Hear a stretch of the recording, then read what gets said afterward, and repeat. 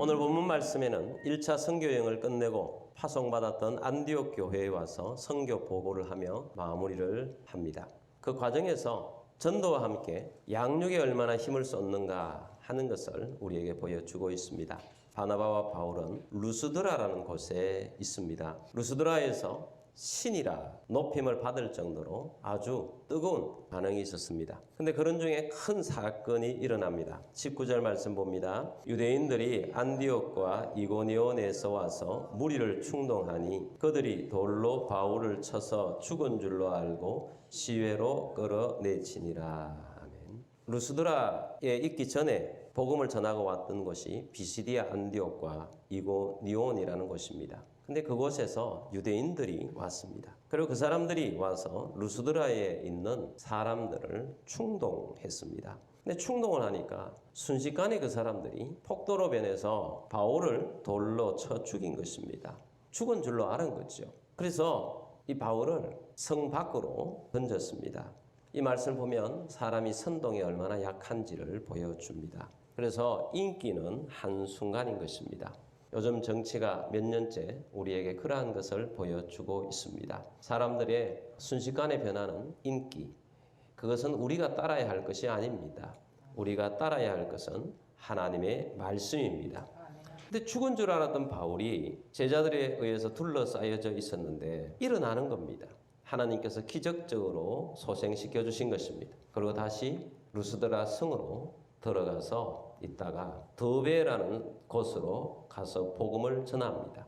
21절 말씀 봅니다. 복음을 그 성에서 전하여 많은 사람을 제자로 삼고 루스드라와 이고니온과 안디옥으로 돌아갔어. 아멘. 자, 이제 더베라는 지역까지 가서 열심히 전도하여서 많은 제자가 일어나게 됩니다. 그리고 나서 이제 더베에서 다음 일정을 소화를 하는데 다음 일정이 어디로 오느냐? 더베에서 루스드라로, 루스드라에서 이고니온과 비시디아 안디옥으로 갑니다. 자, 루스드라, 이고니온, 비시디아 안디옥 이 세 곳은 바울을 돌로 쳐서 살인을 저질렀던 그런 유대인들이 있는 아주 거친 사람들이 있는 곳입니다. 이 세 곳을 다시 차례로 방문하면서 갑니다. 왜 그렇게 했겠습니까? 다른 이유가 아닙니다. 믿음에 굳게 서도록 하기 위해서 양육 때문에 목숨을 걸고 자기를 돌로 쳐줬던 그 도시들을 다시 방문해서 돌아오는 것입니다. 얼마나 놀라운 것입니까? 양육이 굉장히 중요합니다. 여러분, 전도를 하고 믿음이 약한 자들은 금방 떨어져 나갈 수 있습니다. 바울과 바나바의 목숨을 건 이 양육을 기억하시면서 우리가 목숨을 걸 정도로 사람을 세워가는데 앞장서가는 우리들이 되길 바랍니다.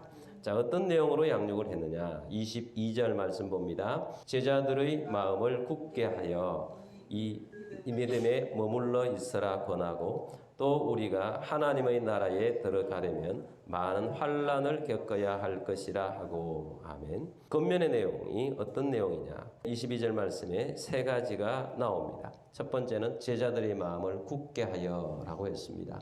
제자들은 예수를 믿고 따르기로 작정한 지 얼마 되지 않는 초신자 아니겠습니까 지금? 근데 예수님을 따르는 자, 제자들이라고 그랬어요.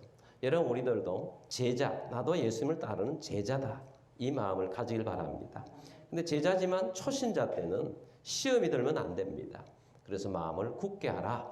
두 번째는 믿음에 머물러 있으라 라고 권면합니다. 사탄은 끊임없이 믿음에서 떨어지게 하려고 시험합니다. 우리가 주의 일을 하다가 시험을 받아도 그 시험을 이기면 그 사람의 믿음은 그 정도의 믿음이 있는 것입니다.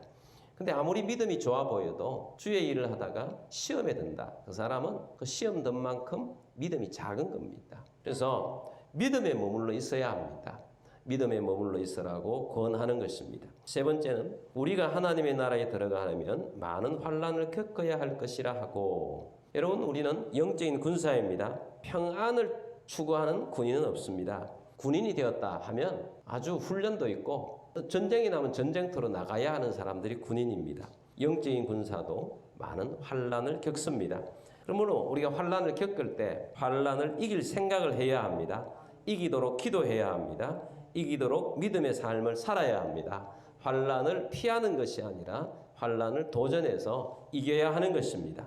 이것이 얼마나 중요한가를 사도 바울과 바나바는 알기 때문에 그들 가운데 가서 이렇게 목숨을 걸고 양육을 했던 것입니다. 그리고 각 교회들마다 지도자를 세웁니다.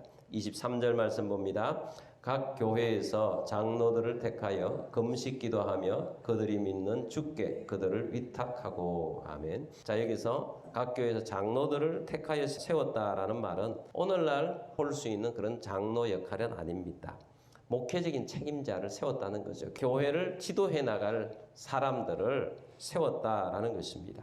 그리고 그들과 함께 금식을 하고 그리고 주님께 위탁합니다. 바나바와 바울로서는 자기들이 할 수 있는 일들은 목숨을 걸고 다 하고 그 다음에 되어질 일들은 주님께 위탁을 하고 주님께 맡겼다 하는 것입니다. 우리도 마찬가지입니다. 우리도 우리가 할 수 있는 일들은 목숨을 걸어야 하는 목숨을 걸고 최고로 하고 그 다음에 우리가 할 수 없는 것들은 주님께 위탁하는 것입니다. 그러면서 이제 이 세 곳뿐만 아니라 돌아오면서 갔던 곳으로 역순으로 계속 방문을 하면서 양육을 하고 돌아옵니다. 그리고 본래 파송했던 안디옥 교회에 도착합니다. 그리고 안디옥 교회에 돌아와서는 선교제에 있었던 일을 보고하게 됩니다. 그 보고 내용이 27절입니다. 그들이 이르러 교회를 모아 하나님이 함께 행하신 모든 일과 이방인들에게 믿음의 문을 여신 것을 보고하고. 아멘.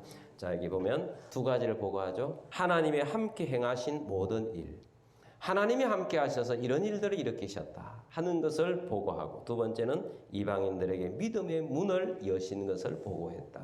여러분, 오늘 우리들도 주님이 하신 일들을 체험하며 또 이러한 것들을 성도들과 함께 나누는 우리들이 되길 바랍니다.